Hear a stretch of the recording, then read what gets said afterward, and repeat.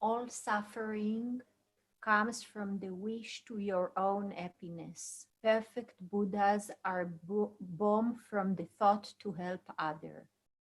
Therefore, exchange your own happiness for the suffering of others. This is the practice of Bodhisattvas.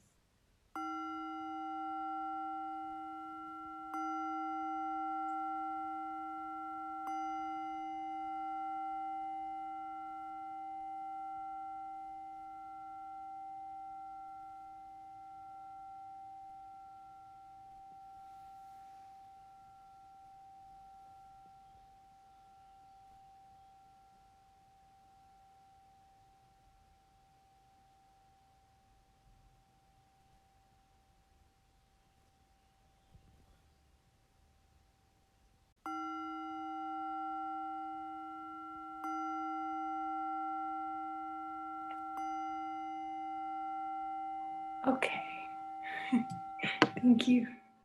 In the commentary for the 37 practices, or my pretend version of a commentary, we're going to start on page 3, and we're up to verse 13.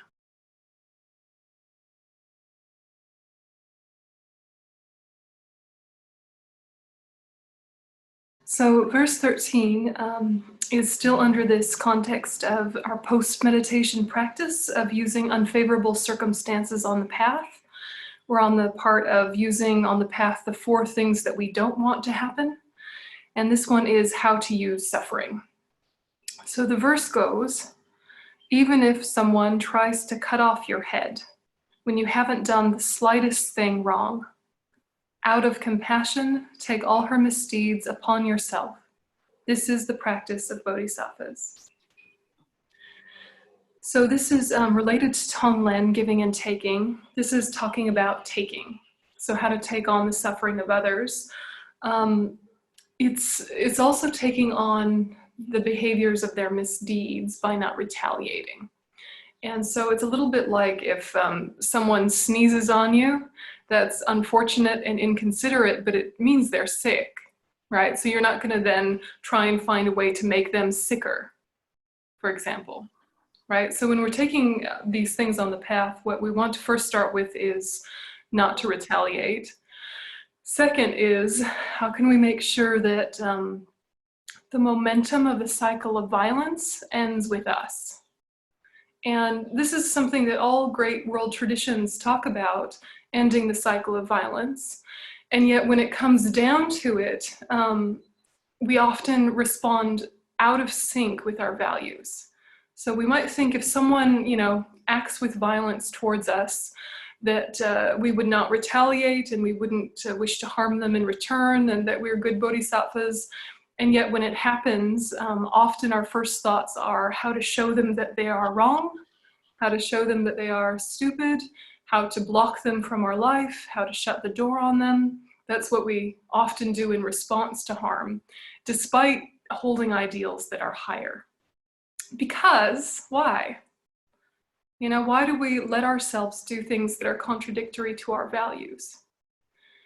And I think a big piece here is that part of us worries that they'll get away with it if we don't address the bad behavior. Then they'll get away with it. Then they'll keep doing it. Then we're being irresponsible. We're being enabling. These kind of thoughts can occur to us when someone harms us and then we don't do something about it. We say that we have to do something about it because we need to protect others or we don't want to enable bad behavior. So we take that kind of like worldly idea, and then we take the Dharma idea and we ask, how do they fit together? Do they fit together? What do you think? If someone breaks into your house and steals all your, precious things, what do? Do you say, sure, it's yours, I gave it already. I'm not going to retaliate, I won't take you to court. What do you say in response if someone breaks into your house and steals all your things? If you say, sure, it's fine, I gave it to you already, does a part of you have discomfort that thinks, yes, but now they'll keep doing it? Do you know what I mean? Right, so we don't want to pretend to understand these things, even though they seem simple, right? It seems like, yes, of course, a good bodhisattva does this, or a good bodhisattva does that. I want to be a bodhisattva someday, so I'll behave in this way. And we make it too simple. And we think that we get it. And then when the moment of truth arises, we usually revert back to our worldly wisdom instead of our Dharma wisdom, because part of us has never really understood the Dharma wisdom. Do you agree sometimes?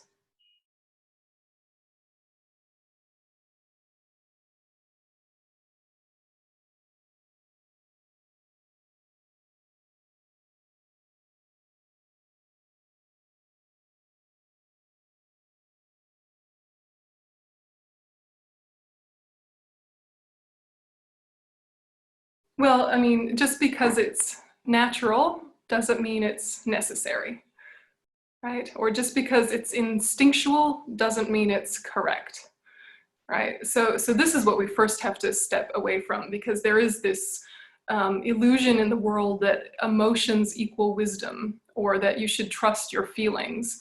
You know, if we honestly trusted all of our feelings and impulses, we would probably weigh 500 pounds and have a number of like sexually transmitted diseases, right? So we actually do manage our feelings and our responses all the time.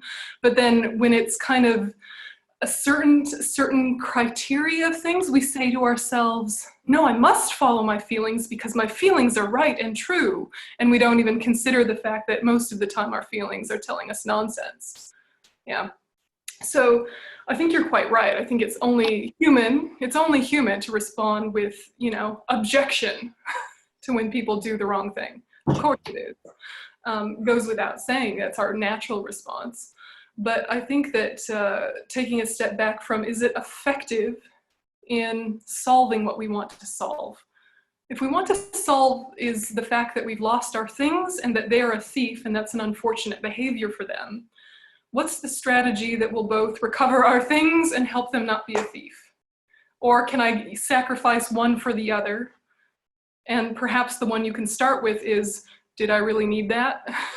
Right? What a relief. Anything that's taken from me is one less thing to worry about. Thanks for that. Right? For example, right? But of course it's easier said than done. I think that when we're doing this work, we have to make sure that we don't go too far into either extreme of pretending that we are a bodhisattva and we're not, as well as not thinking that because Dharma is too hard, we can't practice it.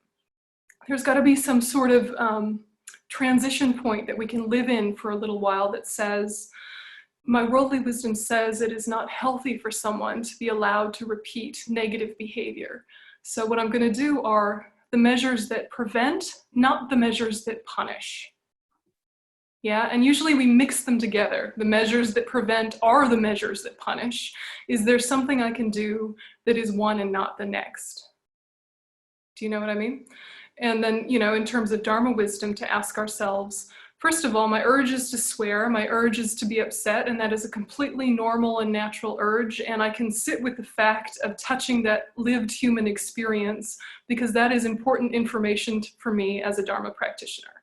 If I don't know what it is to feel rage, if I don't know what it is to feel disappointment and anger and loss, it is very hard to relate to other sentient beings. So I'm not going to jump over this feeling. I'm going to sit right in the center of it and be 100% in it while not feeding it. Yeah, so if normally what we do is feed it. Yeah.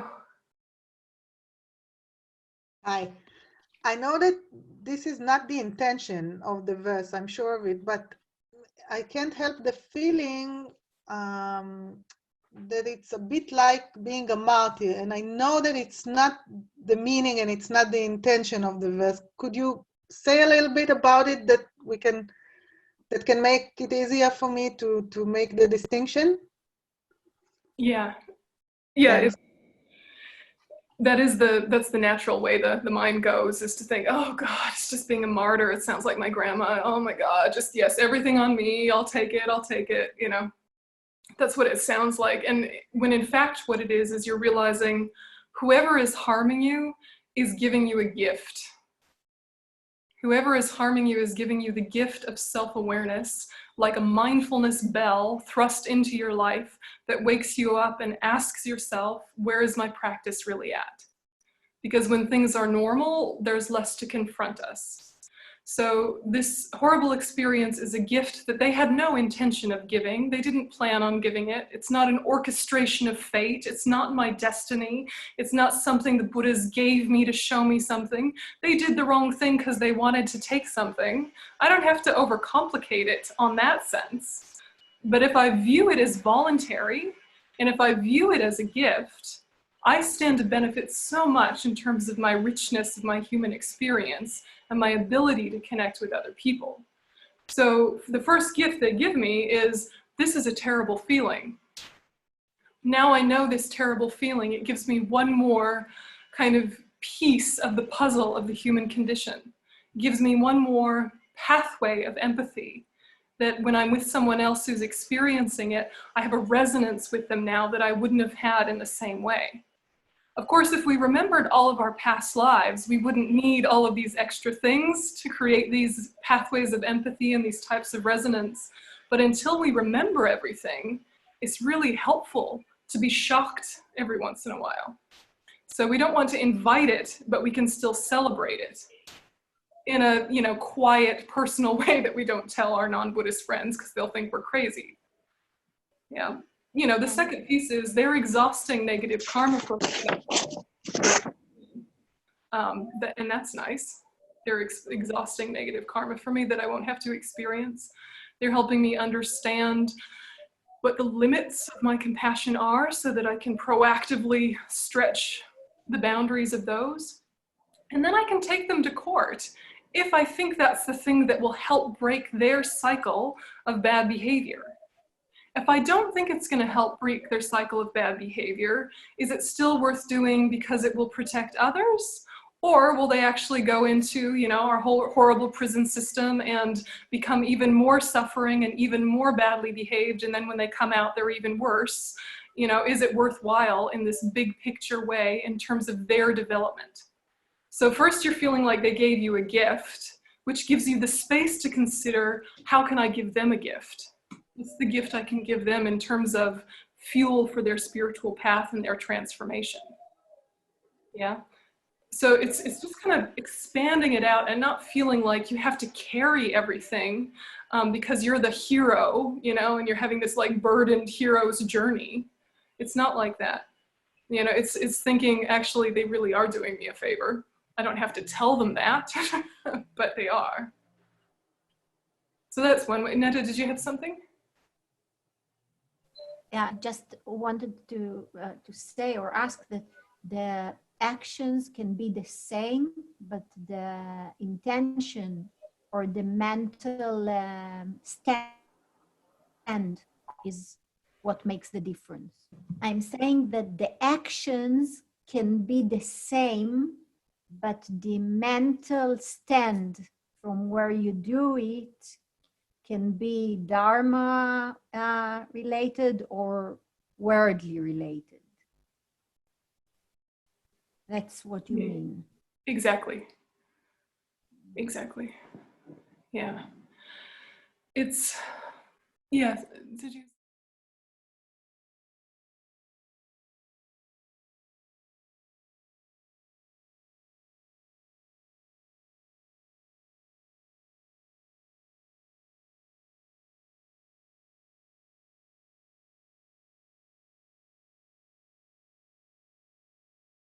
Yeah, I mean, specifically the self-cherishing in our mind, and the mind itself will free us and give our joy back and expand our joy back too. To think of self-cherishing as not us or to think of it as our mind, think of it as an intruder in the mind. In the same way we would think of a virus intruding in the body. It's not us, but we have to live with it and navigate with it until we get better. And so it's here with us, this self-cherishing thought. It's here with us, the self-grasping.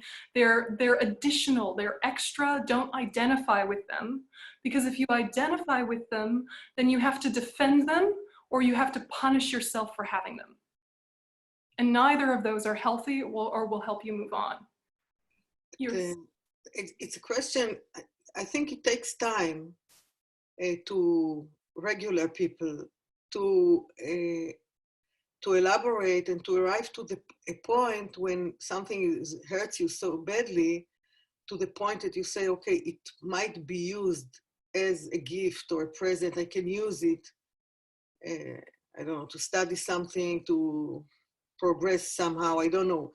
But the question is, what do you do meanwhile? Because it's not automatically that you are just say, oh, nice. Why didn't you take the TV as well? I want a new one. So it's not this way. But when you are hurt, you are hurt. Yeah, but there's a level of hurt that you already cope with just fine. You find that level that you manage just fine, and then you think, what's the next level more I can stretch?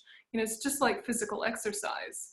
You know, you're not pushing yourself to run a marathon if you can't jog around the block. You know, but you can maybe jog around the block now twice, you know, now 3 times. And so it's really similar, where you take these verses and don't let them deflate you by what you can't do. Let them inspire you about what you will be able to do when you're stronger, and realizing you're already started, you've already begun. You know, don't divide people into normal people and bodhisattvas, or lay people and ordained people, or don't divide it in that way. It's a spectrum in terms of practice. It's a spectrum of practice. Well, this is the question. What is the practice meanwhile? What meditation you would go through? What you would read until you arrive to this point? Because it's a long process and a deep one. It You is. can't jump cognitively. It is. I mean, it's why we do Tonglen, right? We do it gradually, the Tonglen. We start with ourselves. The Tonglen, you think, the things that are already happening, I give back to myself voluntarily. Yeah, you think of them physically, emotionally, financially, relationally, career, everything that is difficult that you don't want to be happening in your life, you put it out in front of you, and then you voluntarily take it back, and you realize some of it you still don't want at all. What can you take back voluntarily and use, and what is still going to live in ambiguity? But taking back some of it already releases the resistance to it, and it releases your level of stress about it. Yeah, and so overcoming resistance to hardship makes the hardship half as hard. You know, we have the suffering that we experience in our life, and then we have the compounded suffering of our resistance and our agitation in response to it, and why it shouldn't be the case, and why it's not fair, and why I'm not able to cope with it, and why. So you have to start with where you are, but to kind of bring out your strongest version so far makes that strongest version more consistent. And then that becomes your baseline, and you have a next level stronger. So with the Tonglen practice, you're starting with yourself, and then you're thinking of taking on all the suffering of the people in your life that you love, which you would take on if you could.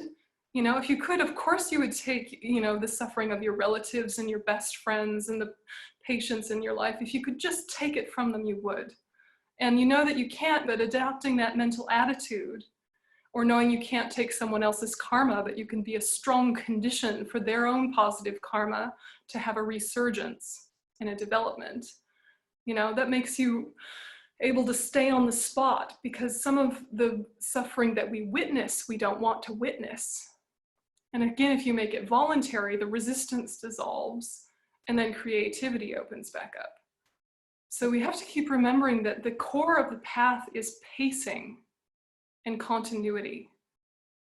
Yeah, that a very small, consistent effort is far more powerful than a good day here and there, where you meditate for 5 hours and then you don't meditate for 5 months. It's not healthy. If you meditate for 5 minutes every day, that actually has a huge amount of power. Pacing is the hardest thing, because our pride is annoyed with how little we can do. And then we feel bad because we don't live up to the image pride says we are. Pride takes your very best version and identifies as that, and then is confused why you don't live up to it and thinks, crap, I'm crap. Or else becomes defensive, yeah, et cetera, you know what happens. But to remember, it's gradual, and the thing that causes transformation is just repetition. Just But in a way we do it. We always, like, we practice it daily without, like, with a different purpose. We practice daily people saying, taking our pride, for example, and saying hard things. And with it, it is, since it is within therapy, we are just there, inviting it, letting it be. And at the end, it's not like we say, oh, I'm going to be a better person. But the next day, I am a better person with my mom when she's complaining. So it's just the same without me having, like, with just practicing being a therapist, I mean, at least here. Yeah, exactly. It's like what you're doing with your patients is building muscles and building flexibility. And then those same muscles and flexibility don't just stay at the gym, right? You use those same muscles and flexibility then out of your life, out of the gym, you know, and it's easier to clean the house now because you have more energy. You know, it really related to how the body works, you know, and that this gradual thing, it takes a lot of patience and it takes a lot of confidence in your own ability to recognize wisdom and then to be able to take on digestible amounts. And, you know, as soon as you start feeling this sort of depressed or deflated or else like agitated and resentful or whatever kind of like reactivity towards the path that can happen, it just, you know, keep it really simple and say it's a matter of pacing. I pushed too far too fast. I understood the ideal, and then I thought because I understood it, I could do it. And because I can't, now I feel bad. And I think I'm bad or it's bad, rather than just it's too soon, I'm gonna work up to it. You know, we talk again and again about the power of aspiration, of aspiring to things that will be possible because we've already begun. If you can just let that aspiration build into an inspiration and a power and a catalyst to move to the next level, that's what we're trying to do. But if you think you should already be there just because intellectually it comes easily, then, you know, we get disappointed and give up. Rana? I want to share something tiny concerning this verse. Although I know that it was translated by Ruth Sonam after Sonam Rinchen talk, when I read it, that she said, out of compassion, take all her misdeeds. I immediately got this smile that has been spread on your face now. And I thought to myself, where does it come from? This smile, a second of softness. Is it something psychological concerning as a male, concerning female or something? Is it something that is connected to the memory of me sitting in the Tibetan library before Sonam Rinchen and Ruth as his translator in one of the teaching sessions there? And I thought to myself that not, it's something much more, it's impersonal. It's not something which has to do with me. It's something genuine concerning, and I thought to myself that everybody was my mother. Everybody was her misdeeds, migratory all mothers. So I thought that this is something which doesn't have to be overcome personally. I have to do something with myself in order to overcome all kinds of instinctual and habitual and pattern way of reaction. When I succeed to merge with something which is beyond me, something which is general, then it's very easy, at least at that moment, to have the spirit of the verse very naturally. And it all comes from this tiny word, her misdeeds. If it would have been written, his misdeeds, I wouldn't have reacted in the same way. I'm sure of it.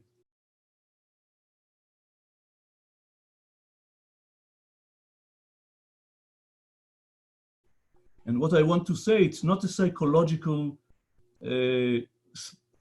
some specific psychological issue of mine, but something which is general. And connected with this general is in itself, allowing ourselves to be in the channel of compassion. Yeah, and I think there's something really important in that when we have those moments of softness or those moments of softening that often come with a joyousness as well. I feel like there's something that's our deep wisdom recognizing outer wisdom, and there's that inner guru, outer guru collaboration moment. Even though the outer guru in this case is just the verse, it's like there's a resonance. There's a connection that happens, and in that moment of connection, there is relief, and there is joy, and it's almost like this is the place that we want to nurture and allow to flourish within our practice. This ability to recognize and to take joy in that recognition. And so this is the way that all of these verses should be read: is that not as, impossible goals that we'll never achieve in this life, but as something that delights us in our own human potential, even if just in a few more moments than we used to be able to. I know that all of you have qualities more than you had a few years ago as the result of study and thought and discussion. Never mind meditation. Meditation is something that some days it's connecting, some days it's not, some days you're disciplined with it, some days you're lazy with it. There's a million reasons why or why not. You have a whole kind of existential issue about your relationship to the cushion, no doubt, which is completely normal and what everyone has. But wisdom is built also from listening and from discussing. And there's been changes in all of us in the last few years. I think noticeable changes if you think about each other. It's just hard to see them in yourself, right? But there are marked changes in our amount of patience, in our amount of just kind of natural or spontaneous compassion that are the direct result of the thoughts and discussions we've already been having. So that's not going to just finish because we have the main ideas of the path clear to us intellectually. It's like the revisiting of them again and again is the very thing that's going to open up more and more of the heart. It has already begun. So it's like, it takes, I think, the key point is somehow to shift identity from where your obstacles are to what your potential is. Because right now, if you're identified with your obstacles and all the millions of things you can't do yet, that becomes its own prison. Right? If you identify with your potentiality, it's not something that's finished yet, it's not something that's fully developed, but it gives you kind of a richness and a confidence that can meet obstacles differently. Yeah, so ultimately we want to give up on identity as a self-existent sort of self, and we want to look at the self as being empty of inherent existence. But in the meantime, just shift your identity to your potential. It's been around a lot longer than your current neuroses. It's a lot closer to home. It's a lot closer to real. His Holiness says, if you can try to practice seeing 90% of everything as your own projection, that's a good way to start, even though we know it's 100%. See everything as 90% your projection, life is easier. Confronting and then easier, right? I don't know. I don't know what what's the thing that's going to break open this immediate response of feeling like all of these heroic, courageous verses are something to aspire to and be joyful about, as opposed to something that just reminds you of all you can't do yet and all that is impossible today. What's the thing to crack it open and shift? I think it's pretty individual, but personally, for me, it's been the shift from my obstacles to my potential. My obstacles are there, I see them, and they amuse me and embarrass me, and there they are, and they're useful tools and fuel to keep me on my cushion and to keep practicing, but they are not me. They just live here, It changes the whole approach to them. Can you explain more this idea of the obstacles and the potential? When you say that we should not be sort of attached to the obstacles, you mean that if something bad happens, we should not be attached to the tragedy, no? Something like that? No, I mean, don't identify with your own deficiencies. Okay, okay. Yeah. But can you say the potential? Can you explain it a bit more? I mean your Buddha potential. I mean your potential for awakening, for enlightenment, for development, for change. You know, your potential to grow out of things, your potential for a cognitive shift, however you want to phrase it, but your potential for transformation. Identify with that. That is you. That is a healthier and truer place than identifying with all that obscures it, all that covers it, or prevents its flourishing. Those are just responses that were born from innate ignorance. They are not you. They're just natural habits that are born from ignorance. So if you believe in them as you, then even if you hate them, you don't want to get rid of them because it's like chopping off an arm. But if you think of them as more like, you know, a virus or something, you've got to ride out some of them. Some of them you can move on more quickly than others. Some can just be sort of subdued. Some can be removed. But they're not you. They're just intruders. The question is, somebody who is less aware and doesn't study Buddhism, how can they be aware of their potential? Potential is something that is not there, it's potential. So we can believe in our Buddha nature, that's a good idea, I accept that. But when you try to help somebody who is not acquainted with these ideas, what would you say is the meaning of identifying with your potential? Can you give it a bit more of a concrete example? I mean, you don't have to make it overly complicated, right? You're just saying, think about your memories. Think about something you can do now that you couldn't do before. Mm-hmm. You know, like that shows change is possible. Mm-hmm. Yeah, think of that one hard time and how you thought you would never get through it. Mm-hmm. And then see the way you were able to be resilient and develop inner resources and find external supports. Remember that time. That shows you what you can do. Why would that ability be stuck and limited and trapped in that moment? Why wouldn't that ability to grow into the hardship and find solutions be a finite gift? Mm-hmm. You know, it doesn't make sense. So, you know, so you don't have to make it complicated or use any kind of jargon, you know, you just say, use your memory. Have we been exactly the same since childhood? There's a lot of things we've grown out of, hopefully. You actually use the idea of transience, no? Of impermanence. Sure, but not passive impermanence, but active engagement with the fact that things change and orchestrating that change in a beneficial way. Yeah, for sure. But the idea of impermanence itself can give you relief because you remember that everything will pass. Yeah, and it can help you be less attached to the good things because you know that they are finite as well. Look, it's delicate, but you know, to have enough objectivity to read the verses with several kind of ways of thinking, to read it in, okay, just in terms of intellectual ability, do I get the point of what they're trying to convey? Then, do I agree with the premise as being helpful and useful? Then, is it possible for me? If not, how much could be? You know, so you're taking a, you know, kind of this, you know, multi-tiered approach with all content, with the basic understanding that we're all coming from the place of wanting to be more effective and wanting to be happier, right? We want to be more happier, and that is the point of looking at all these materials.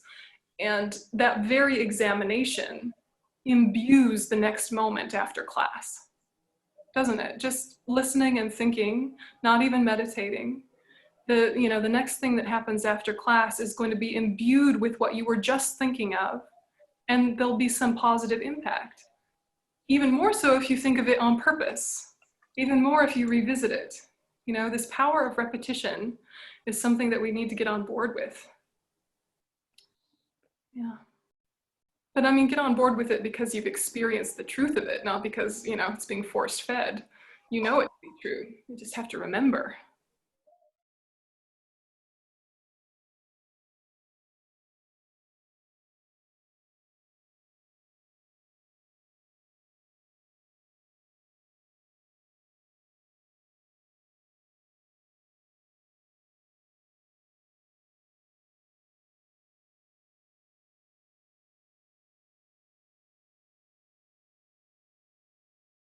Well, I mean, it is gradual, and it is taught in a gradual way, but now we're getting to the point of meeting content that's for more advanced practitioners. Even if we are not more advanced practitioners, it helps us to know where it is we're aiming for and where we're going. So, I mean, the first 10 verses are preliminaries, right? It took us 10 verses before we got into the extremes, but the first 10 verses were extreme versions of the preliminaries. Do you know what I mean? Right? So it was like, even the preliminaries, normally we say, let's just gently look at impermanence. Here it's like, remember, samsara will fail you, right? So, even the preliminaries are put in a more extreme way in this text, because the text is aiming at people that want to be bodhisattvas, not people that are bodhisattvas already. This is getting us into it, right? So, so all the teachings you've heard before stand. It's just that these are the 37 practices of a bodhisattva. And so we want to go to the extreme and look at what we're capable of with training. Yeah, with training. It's, I don't know if you guys study a professor called Carol Dweck who talks about mindset theory. And she says there are two ways of learning. There's fixed mindset and growth mindset. And if you have a fixed mindset, you think if it doesn't come naturally, it's not possible. If it doesn't come easily, I can't do it. And it's usually how smart people think, because usually things do come easily to them, and by understanding, they can do. And so if they meet something that they can't do just by understanding, they get this rigidness that says, I can't.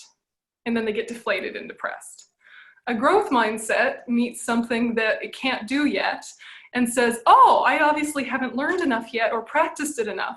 I'll keep practicing, right? And, it's obviously a more skillful way to approach content, but it's hard for us to not identify with if we get stuck in between understanding and doing, if things normally come naturally and easily to us because we're relatively smart people. So if we can shift from a fixed mindset to a growth mindset that understands if I can't do it yet, it doesn't mean I'm stupid. If I can't do it yet, it doesn't mean I'm deficient. It just means I haven't practiced enough. I just have to try more often. I have to more consciously know where I actually exist and work my way up to this amazing thing I understand. I have to be patient with my own path,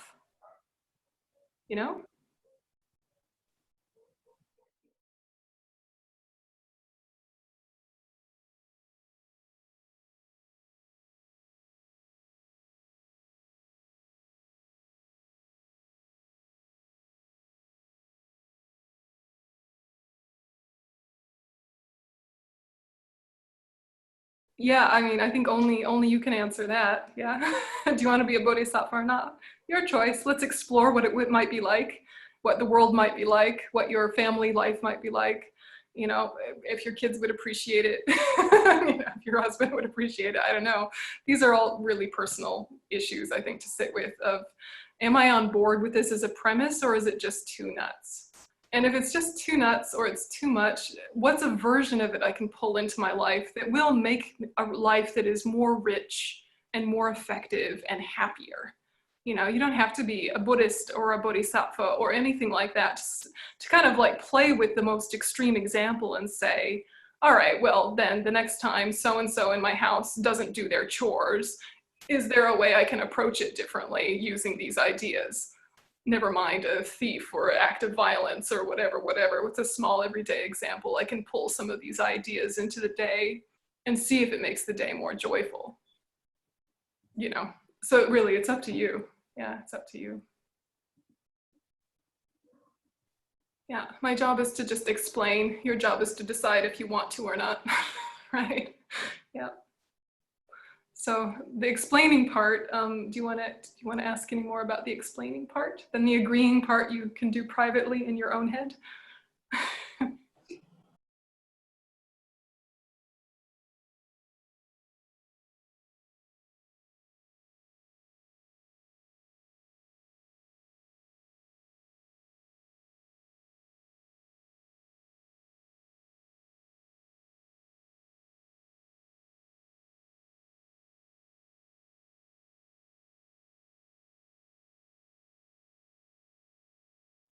And that's exactly what we should do. Yeah, how and why and if. That's exactly what we should do with all of this material.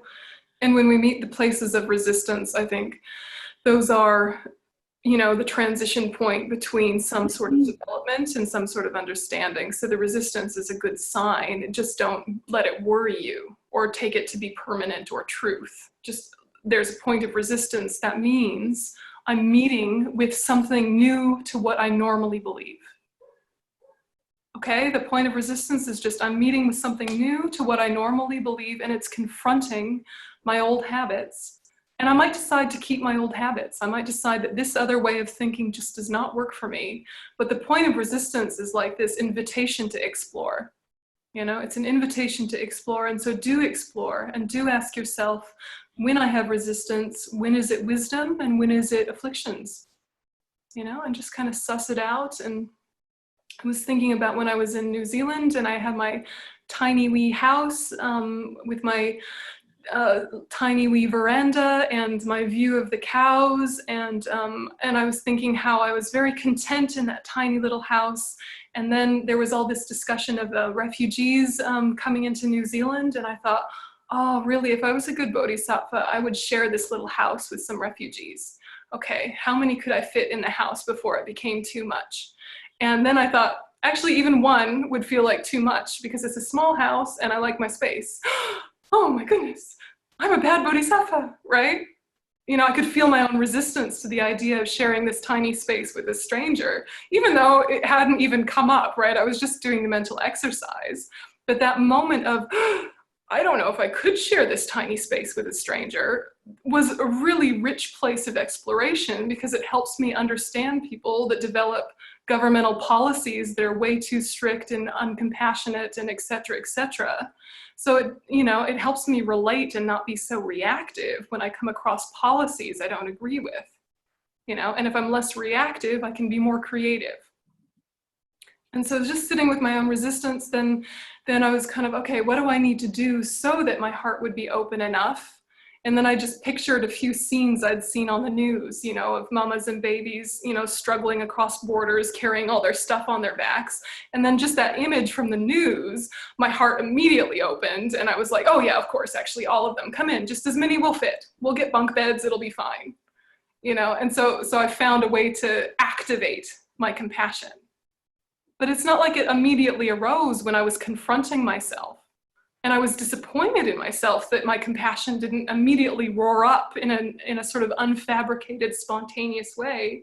I had to think my way into my own compassion. But it happened. I just had to sit with it for a bit of trying to find the access point to get my heart to open up again. Yeah, and it was like, all right, it's that image, you know, of the mamas and babies with all their possessions covered in dust, looking exhausted. I knew it was like, yeah, please just come. Yeah, but the abstract wasn't enough to touch the heart. So, you know, so I could have gotten into a whole shame spiral, you know, that's not useful. Karina. It's interesting that you are mentioning the feminine element. That's what Taranan said before. It's like through the feminine element, it's like easier for us. It's a path. It's somehow more related to what we know. You know, it's, you know, what we know of that type of learning. It has some sort of feminine quality to it, which doesn't mean it's female, right? Just because it's feminine doesn't mean it's female. But yeah, there's something there. I guess the summary of all this is just don't feel like you need to force feed yourself something that doesn't sit well. But just because it doesn't sit well doesn't mean it's not good food. Yeah, so, you know, just like give it some space. How much works, you know, and let yourself live in resistance and ambiguity for a little bit. It's a useful place to live for a bit. Don't feel like everything needs to resolve and be all tidy, you know. These very questions mean that finally something is touching, because it's not like it's the first time we've had this conversation, right? We've talked about Tonglen, we've talked about the Bodhisattva path many times, but it takes a certain amount of time for it to sink in enough to find resistance.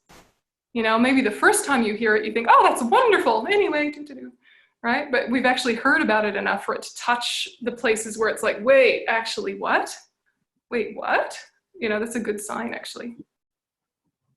So slowly, slowly, as we say, right? Slowly, slowly. So we're going to move on to concentration. If you want to turn to page 27. So verse 29 and 37 practices is the one related to concentration. And this picture is of Guru Rinpoche, who is one of the main figures that brought Buddhism from India into Tibet. And his human form is Guru Rinpoche, or Padmasambhava. His enlightened aspect is Medicine Buddha. And he had two heart disciples, just like, you know, the previous picture in Joyous Effort had Lama Tsongkhapa and his two disciples. Guru Rinpoche and his two disciples are the Tibetan princess Yeshe Tsogyal and the Indian princess Mandarava. And those are their human forms, and then their kind of enlightened energy is enlightened speech and enlightened form. So, you know, it's just kind of interesting to see this configuration shows up a lot, where there's the main teacher and then their two main students who wind up becoming teachers themselves. The previous example, Lama Tsongkhapa and his two disciples were monks. In this presentation, Padmasambhava and Yeshe Tsogyal and Mandarava are lay people. So there's all different ways of practicing and all different types of teachers. And particularly Yeshe Tsogyal had some really amazing, profound teachings. So if you're curious, there's lots of books about Yeshe Tsogyal out there and her particular way of looking at wisdom. Okay, so concentration on page 28. If you want to just jump down to where it says the following conditions are necessary for us to achieve the fifth paramita. It says review from previous semesters. Just jump down. This should be a little bit familiar to us. We should be in a well-contained place that's safe. We should have little desire, stable. We should be satisfied with sense objects, content. We should avoid distracting work, focused. We should be morally pure, ethical, and we should avoid the superstitions that make us attached to sense objects, calm. So if we want to achieve perfect concentration, these are the prerequisites. You could spend your whole life on the prerequisites, right? But I think that there's something immediately accessible about this, just about thinking of your own approach to your cushion. So when you're, going to have a sit, there's some things to do to make your concentration more than just today's stress relief. If you can make it into, this is the Bodhisattva path, and the side effect will be today's stress relief, that's the main thing. So it's not like it's bad to want today's stress relief. It's just that if you aim for the highest, the smallers will be achieved incidentally. And so the first thing you need to do is to feel safe, right? And safe can also mean safe in terms of free from interruptions. So if you can, put your phone on silent and tell your kids to go play outside or whatever, if they're allowed, I don't know. But you know what I mean? Like, get yourself in a space where it feels like you can let down your guard. And being able to feel like you can let down your guard could be a whole life's work. And that would be a useful life's work. So it's like, even the prerequisites, don't see them as instead of the path or preliminary to the path. They are the path. What do you need to do to feel safe with yourself? If every time you start to go more deeply into your meditation, all your extra stresses roar to the surface, all your old traumas come back to life, all your old whatevers, that is then your place of practice. So you don't have to think, now I can't practice. Think, that is my practice. Do you know what I mean? So this is a concentration that we've talked about many times, but what we're bringing to it is this really intentional bodhicitta aspect. So a lot more thought before you sit down, a lot more to organize before you sit down, because then when you actually do sit down, it's going to be so much more powerful. But it doesn't have to be a long sit, right? The preliminaries to sitting could be longer than the actual sitting. And that's actually really healthy and useful. So having little desire, for us at our level, it means, have something to eat, have something to drink, go to the loo, feel relaxed to be able to sit still for 5 minutes, give yourself a chance to focus. Doesn't mean you have little desires generally all in your life. Just find a way for them to subdue a little bit so that concentration as a habit can be developed. So being satisfied with sense objects is similarly, and avoiding distracting work similarly. Sometimes that's easier said than done. If the work is very distracting, like I've said many times, give yourself a pre-meditation meditation where you're just sitting and letting the mind settle and let it do whatever it wants, let it run all around, you know, do some journaling, do some discussion with your friends, stare out the window, whatever, and then sit and try to focus. Because if you try to force yourself to focus while you're stirred up, it's going to be a hard meditation. And you might be able to still focus if you're kind of disciplined enough with yourself, but there's often a tightness, which actually means that the practice itself can be like turning medicine into poison. So if you force yourself to focus on one thing when a million other things are eating you, it's not effective, right? So just sort of sit with, even just kind of labeling each of the things that are getting to you. You don't have to fix them or solve them, but sometimes just kind of putting a label on each one of them can let them rest enough for you to do your practice, and then for that to come back and help those things. So if you're just kind of doing a preliminary meditation where you're just kind of sitting, letting the body relax, and then noticing what just jumps into the forefront of your mind.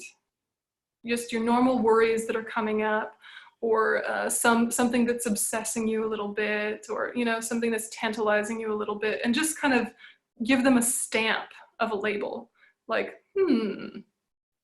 human conflict related to attachment. Okay, that's one.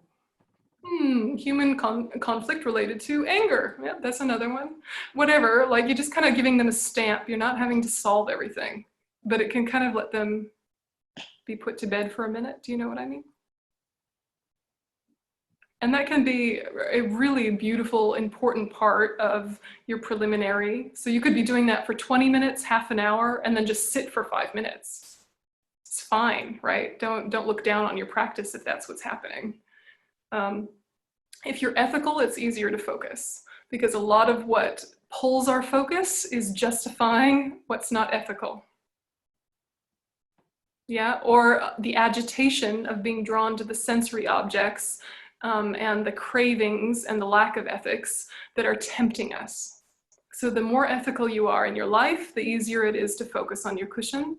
But then the more you focus on your cushion, the easier it is to stay ethical in your life if you're trying to be ethical, right? If you've kind of let go of certain types of ethics, then those can kind of infiltrate your meditation and try and pull you off center or your justification of them. So ethics and concentration are really intimately related. And then avoid the superstitions that make us attached to the sense objects. Superstitions is a great word for it. It's basically all our fabricated projections about what we think we need. Just kind of let those guys settle. Okay, so over the page, so that was all review from stuff that you already knew. What's new is this how to meditate. First, arouse bodhicitta with the aspiration to establish all beings in the very essence of enlightenment. Then, make the 7-branch offering, prostration, offering, confession, and so on, and sit properly, adopting the 7-point posture of Virachana. So you've gone through the 7-point posture of Virachana many times, basically your legs and hands and all the different pieces of your body. The main thing just being have a straight back. Have a straight back. What's new here is the 7-branch offering, which is often called the 7-limb offering or the 7-limb prayer. And it was in your Chenrezig meditation that you did last week. And it's in a lot of tantric meditations as well as sutra meditations. And it's a way to get you in the right alignment to focus for the right reasons, for the right impact. So the 7 limbs, we don't have time to go into too much depth with them. We'll do it after the Passover break, but I'll send you a meditation that has the 7 limbs a little bit more fleshed out so that you can kind of explore what you think about them. The main thing is that first you're establishing the fact that you could use support from outside. So prostration. So again, this being, you know, receptive to what you respect. If you show respect, if you think respect, you become receptive. And so you're thinking, I prostrate to all the Buddhas and Bodhisattvas or all the holy beings, however you want to frame that. And then it makes you open to what your mind associates with those. So even if it's just the concept of compassion. And then we get into offering, confession, etc. So I'll come back to those, but if you can just kind of read the list of them and then do the meditation that I'll send you after class sometime during the break. There's, you can do reading it during the break if you want to, but I think more important is to do this meditation that I'll send you that has the 7 limbs in depth, just so it's familiar enough that we can talk about it afterwards. And I guess we have to leave it here. Are there any last minute questions or suggestions before we finish? Okay. So just take a minute and think that any insight that you've come to, any ideas that you're feeling inspired to explore, may that stabilize and take root and develop for the benefit of all beings.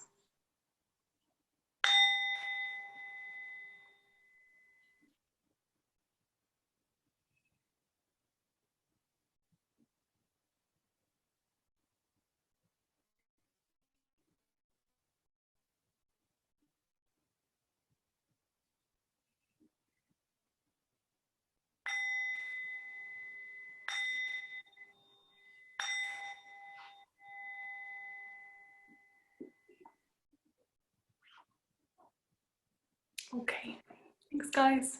Thank you.